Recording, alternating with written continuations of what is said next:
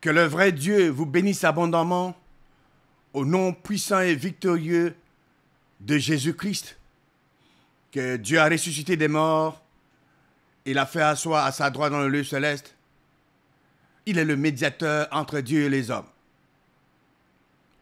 Quand une personne meurt, qu'est-ce qui arrive au corps, à l'âme et à l'esprit de cette personne?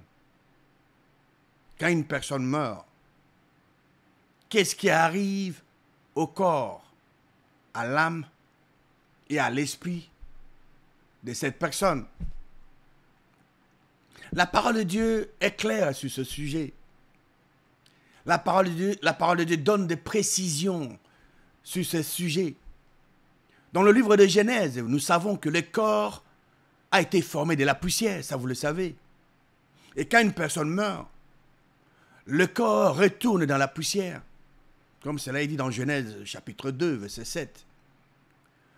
Quant à l'âme, vous savez, quand Dieu a pris le corps de l'homme, il a formé le corps, avec la poussière, il a formé l'homme.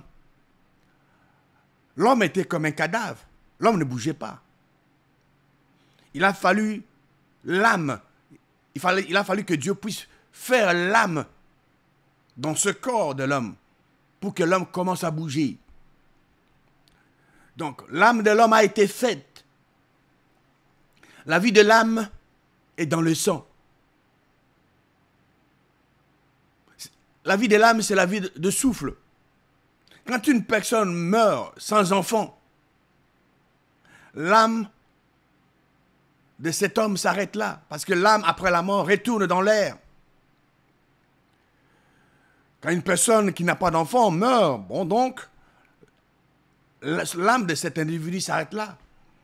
L'âme regagne, retourne dans l'air. L'âme n'est pas immortelle. L'âme n'est pas immortelle. Les animaux ont une âme. Si votre chien est en vie, parce que l'âme de ce chien n'est pas encore morte. Quand le chien meurt, c'est fini. L'âme n'est pas immortelle. L'âme est transmise d'une génération à une autre. Et en ce qui concerne l'esprit de l'homme a été créé. C'est Dieu qui a créé l'homme à son image. Vous pouvez lire pour vous-même Ésaïe chapitre 43, verset 7 et 1 Thessaloniciens chapitre 5, verset 23. Selon Dieu, l'homme doit avoir trois parties: corps, âme et esprit. Depuis le jour de la Pentecôte, pour avoir la troisième partie, pour devenir un homme de trois parties, corps, âme et esprit, l'individu doit confesser de sa bouche le Seigneur Jésus. L'individu doit croire dans son cœur que Dieu, le Créateur, a ressuscité Jésus-Christ d'entre les morts. Cette personne obtient la rémission de péché. Tout ce que cette personne avait fait, commis comme péché auparavant, effacé. Dieu, le Créateur, lui donne les dons du Saint-Esprit. Cette personne devient fille ou fils de Dieu à jamais.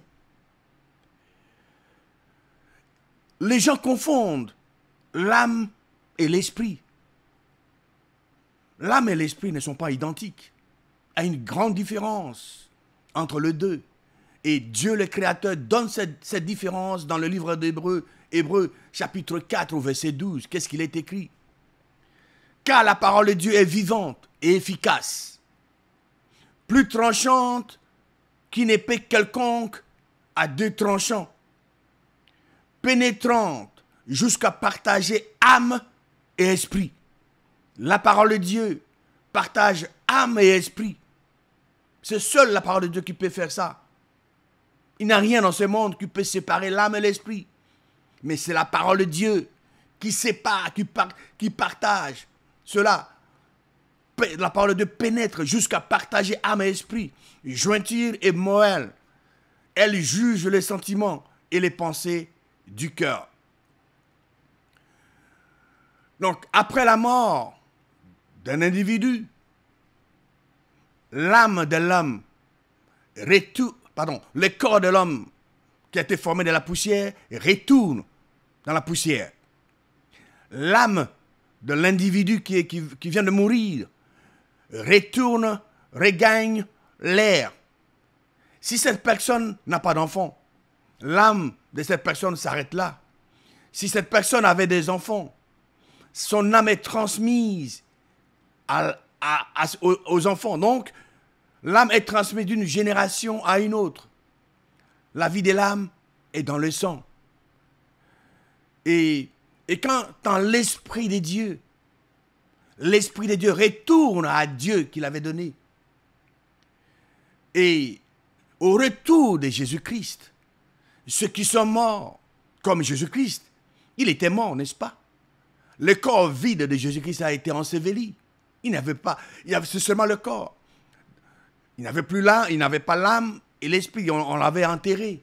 Mais à la résurrection, Dieu a créé un nouveau corps, l'esprit, qui a donné la vie au corps de Jésus-Christ. C'est la même chose pour les croyants.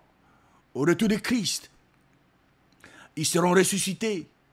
Nous aurons un nouveau corps, un corps incorruptible.